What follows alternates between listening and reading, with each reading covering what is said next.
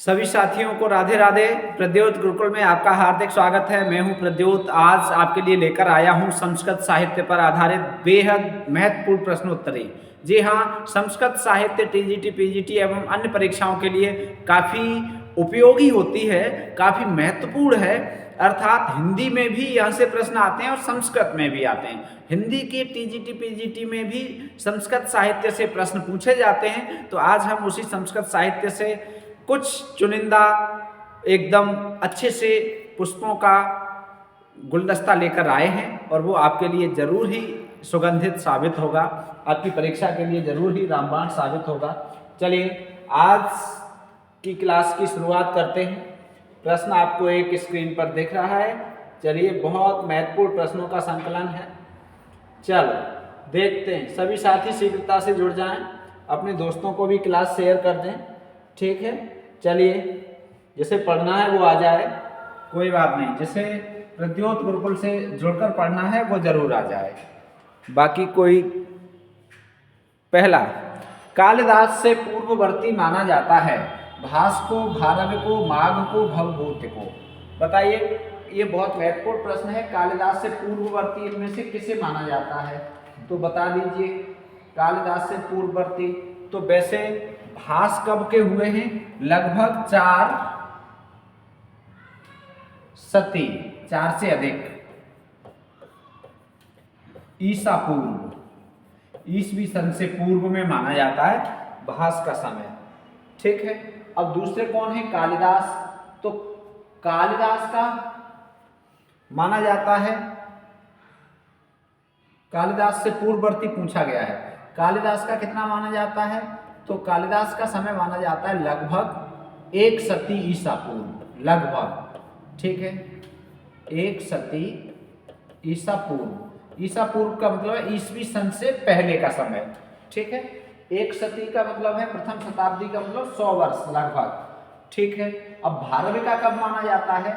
तो लगभग 6वीं शताब्दी माना जाता है। 6वीं शताब्दी कह लो या शती कह लो। ठीक है, अब है माघ का। तो माघ का कब माना जाता है? ये 7वीं शताब्दी माना जाता है लगभग। ठीक है, 7वीं शती। और भवभूति का कब माना जाता है? भवभूति का 7वीं या 8वीं माना जाता है।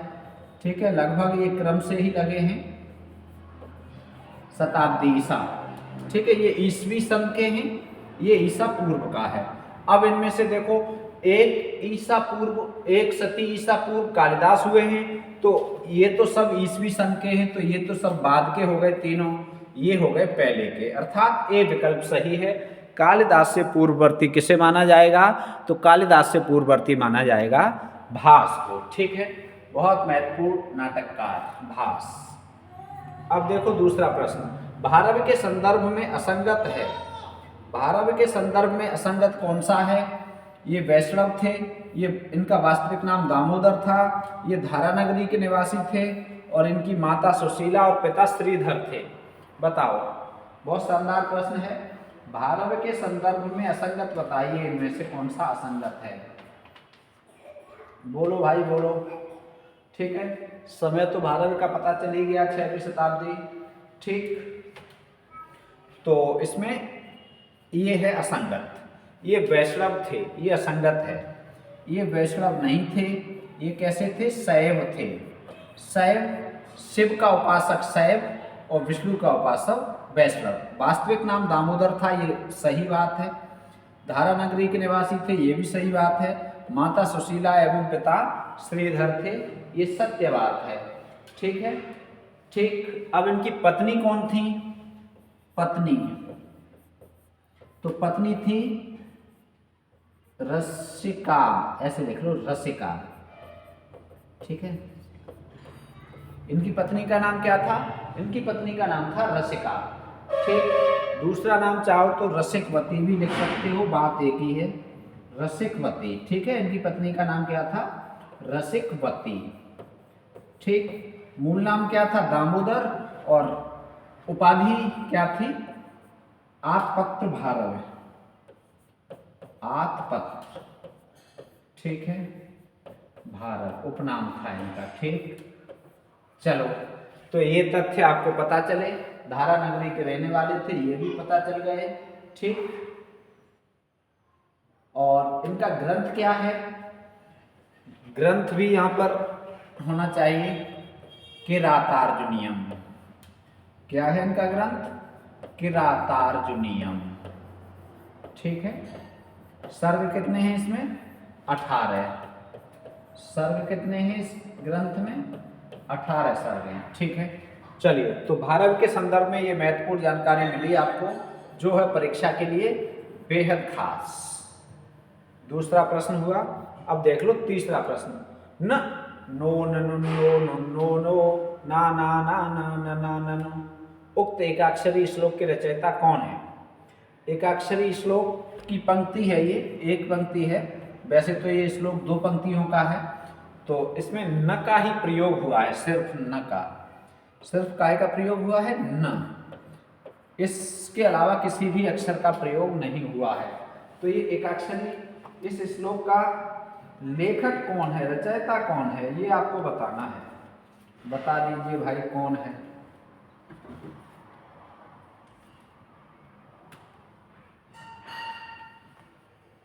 बताइए, एकाक्षरी श्लोक का रचयिता कौन है।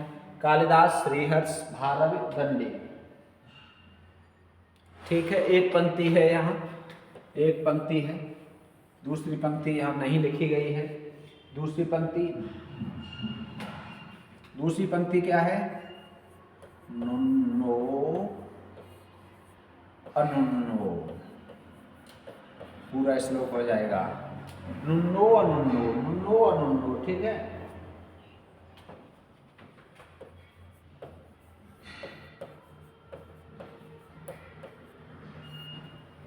ननुन्नेनो, ननुन्नेनो,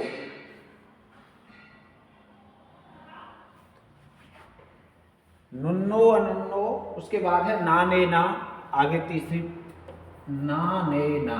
ठीक है, नुन्नो अनुन्नो, ननुन्नेनो, नाने ना, नुन्न नुन्न, नुन्न नुन्न, नुन्न नुन्न नुत, ये है नुन्न नुन्न नुत, नुन्न नुन्न नुत। ठीक है, ये वाला चाहो तो ये जो भाग लिखा है यहाँ लिख लो, नुन्न नुन्न नुत, यहाँ नीचे।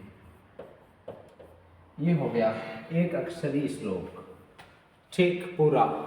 अब न नोन नुन्नो, अर्थ क्या है इसका, ना ना ना, हे नाना प्रकार के मुख वाले शिव सैनिकों, निकृष्ट के द्वारा घायल किया गया व्यक्ति वीर पुरुष नहीं है, निकृष्ट को घायल करने वाला व्यक्ति भी वीर पुरुष नहीं है, जिसका स्वामी अक्षत है ऐसा अक्षत व्यक्ति भी अक्षत ही है, और अत्यधिक घायल को क्षत पहुंचाने वाला व्यक्ति भी निर्दोष नहीं है।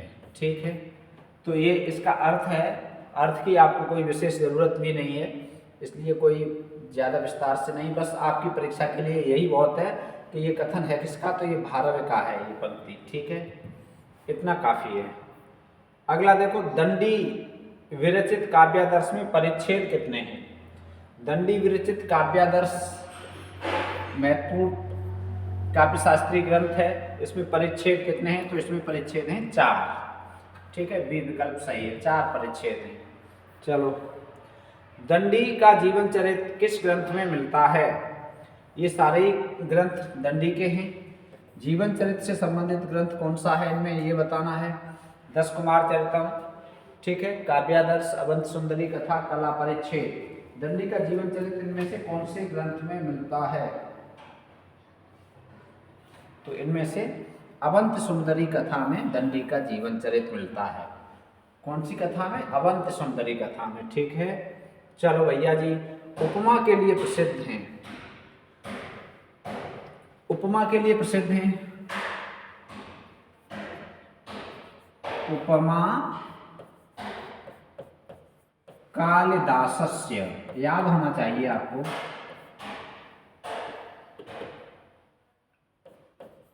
उपमा कालिदासस्य भारवेयर्थ गौरवम।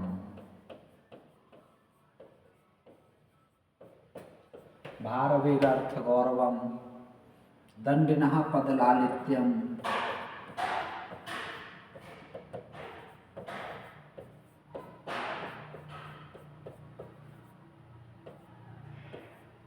दंडिनः पदलालित्यम माघे सन्ति त्रयो गुणाः माघे सन्ति त्रयो गुणाः। अब देखो उपमा कालिदासस्य, कालिदास की उपमा, उपमा के लिए कालिदास प्रसिद्ध हैं। उपमा अलंकार के लिए कौन प्रसिद्ध हैं? कालिदास। भारव अर्थ गौरव के लिए प्रसिद्ध हैं। भारव काय के लिए प्रसिद्ध हैं? अर्थ गौरव के लिए। दंडिनः पद लालित्यम, दंडी पद लालित्य के लिए जाने जाते हैं। और माघे संत त्रयो गुणः, और माघ में ये तीनों गुण हैं। क्या? उपमा भी है, अर्थ गौरव भी है और पद लालित्य भी है। तीनों गुणों के लिए कौन प्रसिद्ध है? माघ। तो कालिदास उपमा के लिए प्रसिद्ध हैं।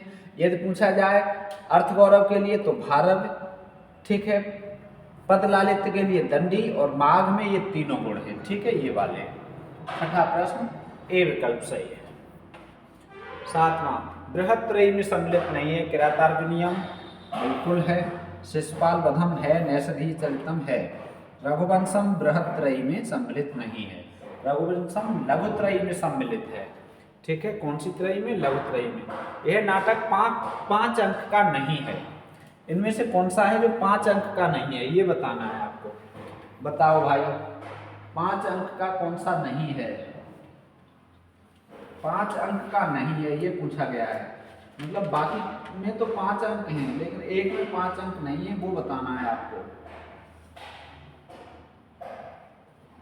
देखो, ये 5 का है, ये 5 का है, ये 5 का है। उत्तर रामचरितम ये 7 अंक का है। ठीक है, तो कौन सा सही हो जाएगा? डी विकल्प। अगला है मेघदूतम के दार्शनिक प्रश्न। गलत प्रिंट हो गया। मेघदूतम के दार्शनिक पक्ष का विवेचन किया है। दार्शनिक पक्ष होना चाहिए था, दार्शनिक, ये यहां होना चाहिए दार्शनिक पक्ष।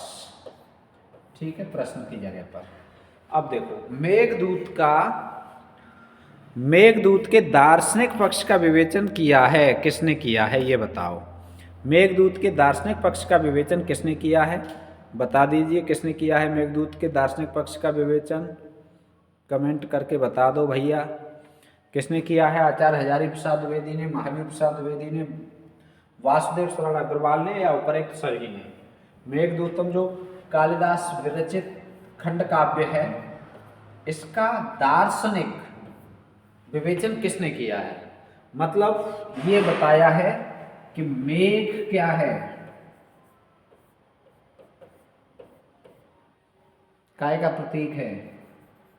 काम का। ठीक, और काम से मुक्ति क्या है? शिव की प्राप्ति, शिवत्व। ठीक है, तो शिव से मिलने के लिए काम से मुक्ति चाहिए। शिव से मिलने के लिए क्या चाहिए? काम से मुक्ति चाहिए, तब शिव से मिला जा सकता है, शिवत्व प्राप्त हो सकता है। इस तरह की दार्शनिक व्याख्या मेघदूतम की किसने की है? तो ये आपको बताना है। बताओ, मेघदूतम की दार्शनिक व्याख्या ऐसी किसने की है?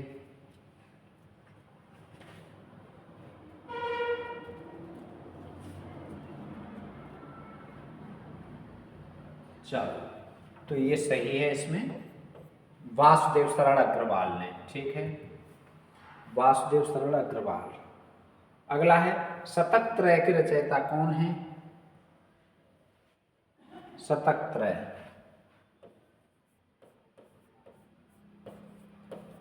नीति शतकम। ठीक, श्रृंगार शतकम,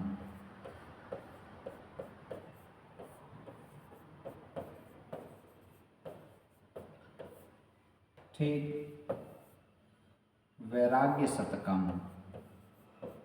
ये शतक हैं, इनके रचयिता कौन है?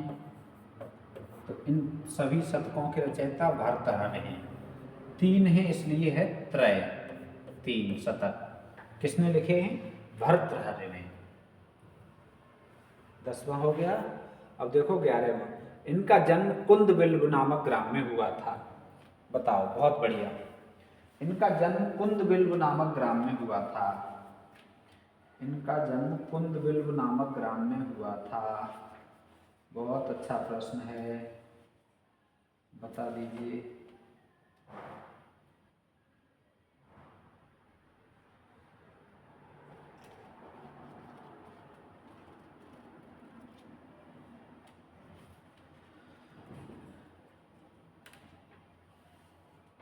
किनका जन्म हुआ था कुंदबिल्व नामक ग्राम में? 11वां प्रश्न का ए विकल्प सही है, जयदेव का। किसका हुआ है? जयदेव का। ठीक है, कुंदबिल्व नामक ग्राम में जन्म हुआ था जयदेव का। असंगत चुनो। महाभारत 18 पर्व, रामायण 7 कांड, मेघदूतम 3 खंड, ऋतुसंहार 6 सर्ग। ये असंगत है, 3 की जगह होनी चाहिए 2 खंड। ठीक है, सी विकल्प 12 हो गया। 13वां देखो, माघ के पिता का नाम क्या है? माघ, ध हो गया है। माघ के पिता का नाम क्या है? बताओ, माघ के पिता का नाम क्या है? बहुत अच्छा प्रश्न है। तो इसमें श्रीधर विकल्प में दिया है। ठीक, सर्वाश्रय, नीलकंठ, वीरदत्त। बताओ, श्रीधर किसके पिता हैं? श्रीधर, बताओ श्रीधर किसके पिता हैं? तो श्रीधर हैं भारव के पिता। भारव के पिता का नाम क्या है? श्रीधर। ठीक है, भारव के पिता। अब बात आई सर्वाश्रय, तो ये माघ के पिता। माघ के पिता का नाम क्या है? सर्वाश्रय। अब है नीलकंठ, तो नीलकंठ तो आप जानते ही हैं, ये किनके? भवभूत के पिता हैं। भवभूत के पिता। ठीक है, भवभूत के पिता। अब बात आई वीरदत्त, तो वीरदत्त दंडी के पिता। ठीक है, वीरदत्त किसके पिता हैं? दंडी के पिता का नाम। ठीक, तो ये मोस्ट इम्पॉर्टेंट प्रश्न बहुत आता है, बहुत आता है। ठीक है जी, चलो ये हो गया 13वां। अब देखो 14वां। भवभूतिका ग्रंथ नहीं है। भवभूतिका इनमें से कौन सा नहीं है? बताओ, भवभूतिका नहीं है इनमें से।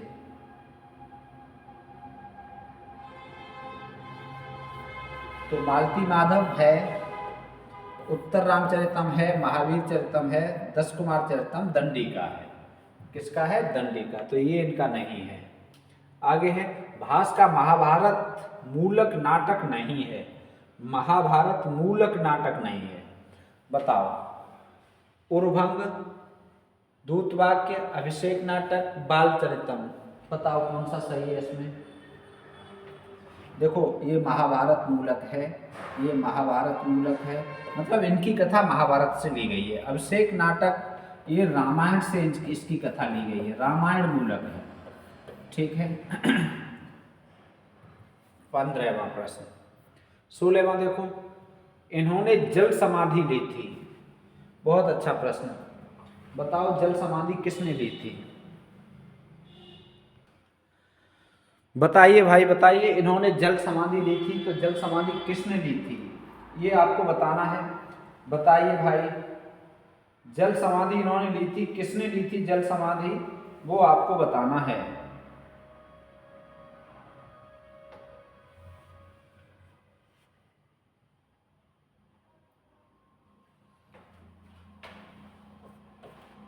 शाहजहां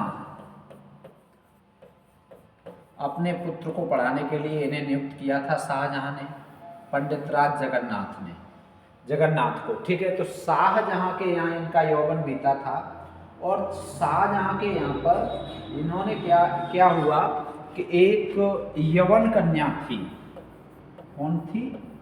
यवन कन्या, उसके चक्कर में पड़ गई। एक यवन कन्या के चक्कर में पड़ गए। कौन? पंडितराज जगन्नाथ।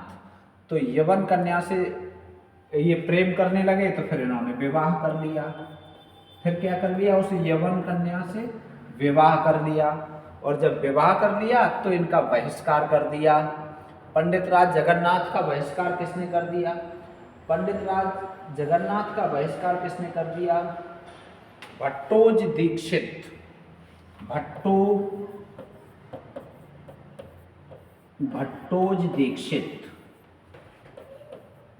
भट्टोज दीक्षित इनके समकालीन विद्वान थे। भट्टोज दीक्षित ने इनका क्या किया? भट्टोज दीक्षित और दूसरा नाम भी अप्पय दीक्षित, इन दोनों लोगों ने इनका कर दिया बहिष्कार। किनका? पंडितराज जगन्नाथ का। पंडितराज जगन्नाथ का बहिष्कार कर दिया, ठीक है। तो इसी के फलस्वरूप इनकी शत्रुता हो गई। ये दोनों इनके शत्रु थे, ये आपस में एक दूसरे के शत्रु हो गए। इनकी रचनाओं के विरोध में इन्होंने खंडन करके व्याख्याएं, टीकाएं लिखी। इनके भी विरोध में खंडन करके पंडितराज जगन्नाथ ने टीकाएं लिखी, ठीक है। और ऐसा कहा जाता है कि इन्होंने काशी में रहकर गंगा लहरी की रचना की थी। काय की रचना की थी? गंगा लहरी की, काशी में, ठीक है। गंगा लहरी की रचना की थी, और गंगा लहरी का पाठ करते हुए इन्होंने गंगा जी में जल समाधि ले ली थी, पंडितराज जगन्नाथ, ठीक। चलो, इतनी चर्चा अभी फिलहाल। असंगत है शिव तांडव स्तोत्र रावण, काली स्तोत्र कालिदास, भगवती स्तोत्र व्यास, ठीक है। ये स्तोत्र हैं। ये रावण का स्तोत्र है, ये बहुत प्रसिद्ध है, जानते ही हो, तांडव स्तोत्र जो बोला जाता है। तो ये असंगत है, ये हर्षवर्धन का नहीं है, ये शंकराचार्य का है। 26 स्तोत्र किसने लिखे हैं? शंकराचार्य ने, ठीक है। जटा ये वाला इनका है, बहुत प्रसिद्ध है, रावण का है, ठीक है। अगला है असंगत है कुमार संभव 17 सर्ग, रघुवंशम 19 सर्ग, किरातार्जुनीय 18 सर्ग, नैषधि चरितम 22 सर्ग, ये असंगत है, ठीक है। 18वां। अब देख लो 19वां। प्रथम बौद्ध नाटककार कौन माने जाते हैं? प्रथम बौद्ध नाटककार इनमें से कौन माने जाते हैं? तो अश्वघोष प्रथम बौद्ध नाटककार माने जाते हैं, अश्वघोष, ठीक। भास का कल्पनामूलक नाटक कौन सा है? तो ये बहुत अच्छा प्रश्न है। कल्पनामूलक नाटक कौन सा है भास का? बताइए। तो इनमें से कल्पनामूलक है चारदत्तम, ठीक है। ये कल्पनामूलक है, बाकी ये कल्पनामूलक नहीं है, ठीक। चलिए, तो ये हुआ आज की प्रश्नोत्तरी पूर्ण, और समय के अभाव में हमने व्याख्या कम की है, कोई बात नहीं, क्लास ओवर होती है। इसकी पीडीएफ चाहिए तो आप बताइए, हम आपको ग्रुप में टेलीग्राम चैनल पर पीडीएफ दे देंगे। मिलेंगे फिर से, पढ़ते रहिए। राधे कृष्ण।